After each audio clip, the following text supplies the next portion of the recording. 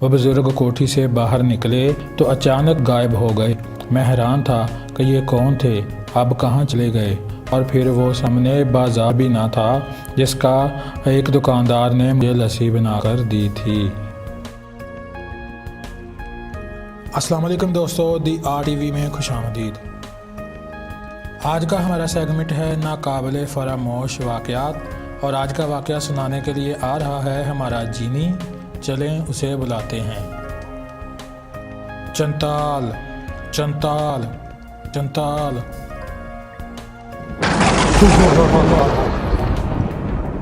क्या हुक्म है मेरे आका, आज कौन सा वाक़या सुनाने वाले हो? आका, मैं आज सुनाऊंगा आधी रात का अनोखा वाक़या। ये ऐसा वाक़या है जिसे अल्लामा इकबाल ने अपनी ज़िंदगी में बताने से मना किया था। तो देर किस बात की है, जल्दी सुनो। आका, इसके लिए हमें कहानी घर जाना होगा, तो चलो चलते हैं।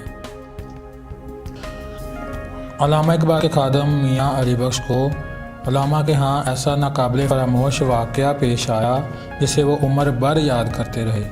मुजाहिद मिल्लत हज़रत मौलाना मोहम्मद अब्दुल सत्तार नियाज़ी इस वाक़े के असल रावी थे। गुजरांवाला के एक बुज़ुर्ग अली बख्श के पास आए और कहा, इन्हें अल्लामा इकबाल की ज़िंदगी के कुछ वाक़यात बताएं। अली बख्श ने जवाब दिया, मैं सारी बातें कह चुका हूँ, अब कोई बात बाकी नहीं रही।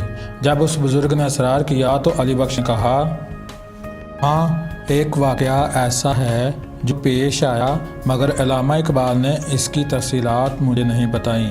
एक रोज़ वो यानी अल्लामा साहब मेरी फ़िदाकाराना खिदमत से मसरूर थे और मुझे कहा कि अली बख्श बताओ तुम्हें क्या दूँ कि तुम खुश हो जाओ।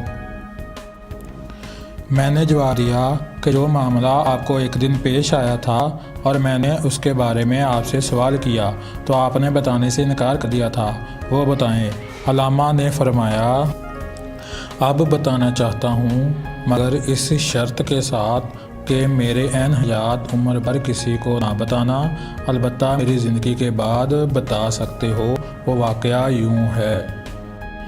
एक रोज़ निसफ शब आप अल्लामा इकबाल बिस्तर पर लेटे हुए थे, बेहद बेचैन और मुज़तरिब थे। दाएं बाएं करवट बदलते थे। यकायक आप उठ खड़े हुए और कोठी मैकलोड रोड के दरवाजे की तरफ गए। मैं भी पीछे चला गया। इतने में एक पाकीज़ा बुज़ुर्ग अंदर दाखिल हुए। उनका लिबास खूबसूरत और सफ़ेद था। उन्हें आप अंदर ले आए और पलंग पर बिठा दिया और ख़ुद नीचे बैठकर बुज़ुर्ग के पाँव दबाने लगे। इस दौरान अल्लामा साहब ने इनसे पूछा कि आपके लिए क्या लाऊं? उन्होंने जवाब दिया कि दही की लस्सी बनाकर पिला दो। इस पर अल्लामा साहब ने मुझसे कहा कि जग लेकर जाओ और लस्सी बनवा कर ले आओ।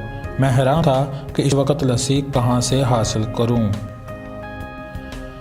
भाटी गेट जाकर किसी मुसलमान की दुकान से बनवा कर लाऊं या स्टेशन जाऊं।